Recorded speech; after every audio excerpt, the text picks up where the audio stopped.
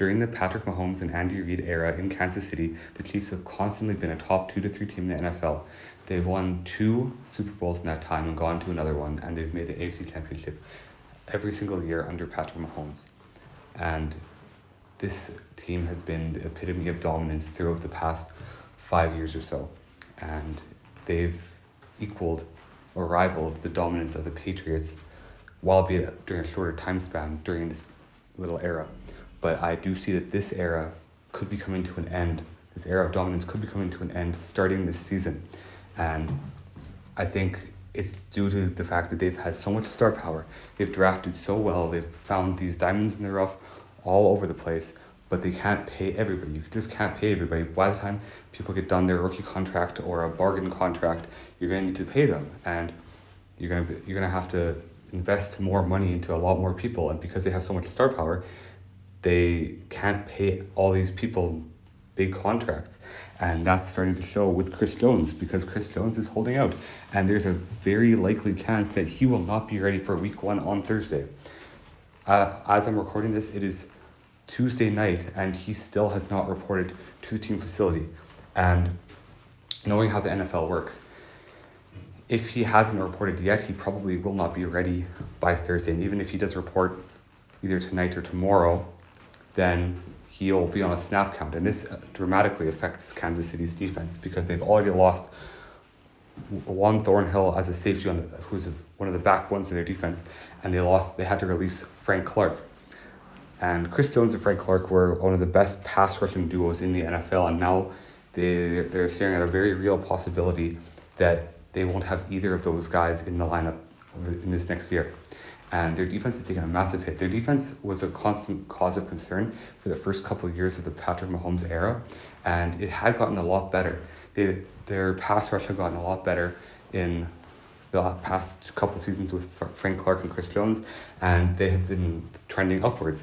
But now with both of those guys gone and a key contributor in Juan Thornhill gone after this offseason, they have to find a new identity on defense. And while the Chiefs have done a tremendous job of developing young players and developing guys who weren't big names before, who weren't having big contracts into key contributors, this defense is looking really bleak going into this season without Chris Jones. And that doesn't even start to define the problems that we might see on Kansas City's offense. And Kansas City's offense has always been what keeps them in games. They might win a game 42-38, and remember that Kansas City versus LA game a couple of years ago where I believe the score was 51-48 at the end, and they lost that game. And their defense has let them down consistently, and their offense has kept them in games. But their offense has taken a dramatic hit. They lost their star left tackle in Orlando Brown Jr. They lost, obviously, Tyreek Hill prior to last season, and now Travis Kelce is dealing with a hyperextended knee, and he's questionable for week 1.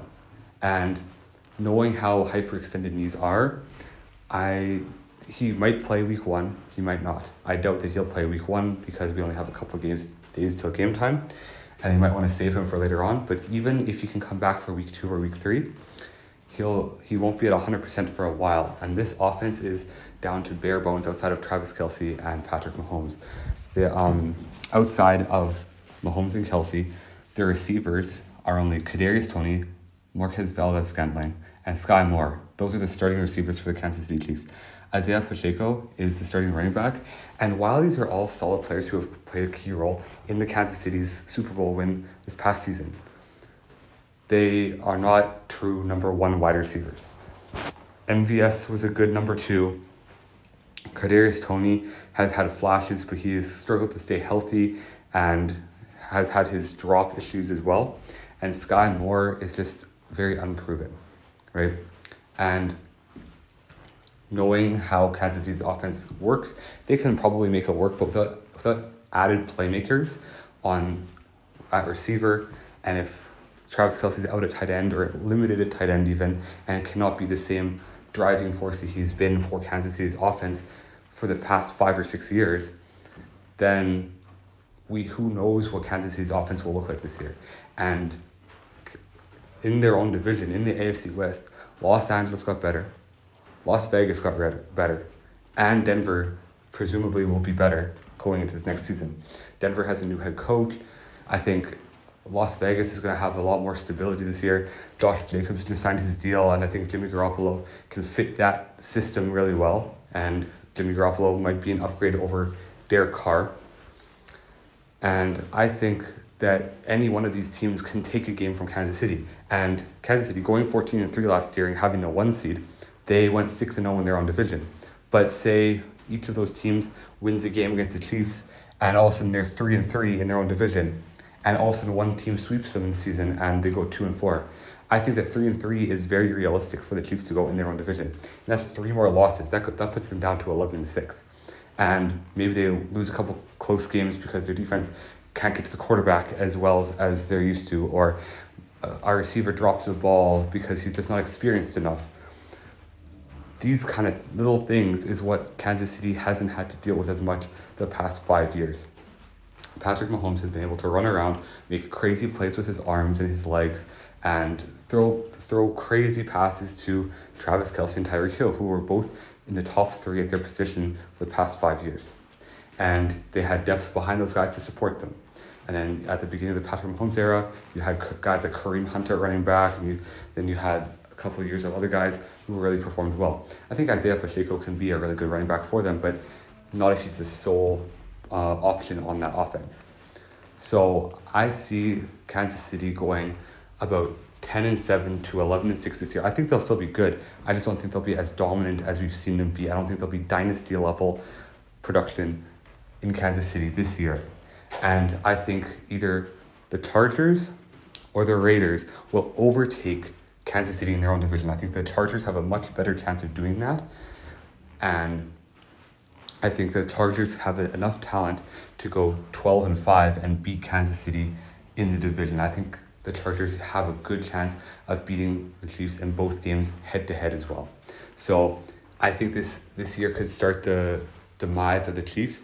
And if they happen to lose a couple more pieces going into next year, then this demise could result in them being a wild card team.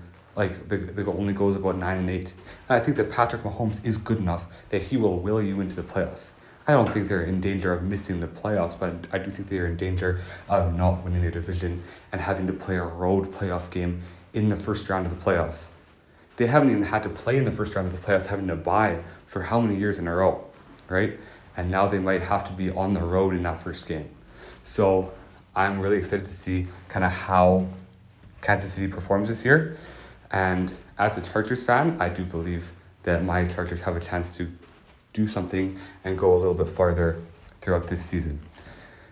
That being said, I want to give credit to Travis Kelce and Patrick Mahomes as well as Andy Reid, because they have done something that very few other teams and offenses have been able to do ever. And they've revolutionized passing offenses and how offenses are defended by opposing teams. So I do want to give a lot of credit to them. I'm not trying to be a hater on them in any way, shape, or form. I think that they're an exciting team to play for. I just always get peeved by them because we're in the same division. I'm as a Chargers fan, and they always beat up on my Chargers. But I think that this is the year that the Chiefs could be stopped in the AFC West division. I might make an additional video about the Chargers because that's a team that I'm really high on this year, especially because I do believe they fixed up their defense, but I'll save that for another video. So I'll say God bless you all. I hope you have an amazing day. I hope you enjoyed the video. Make sure to like, comment, and subscribe to the channel, and I hope you have an amazing day.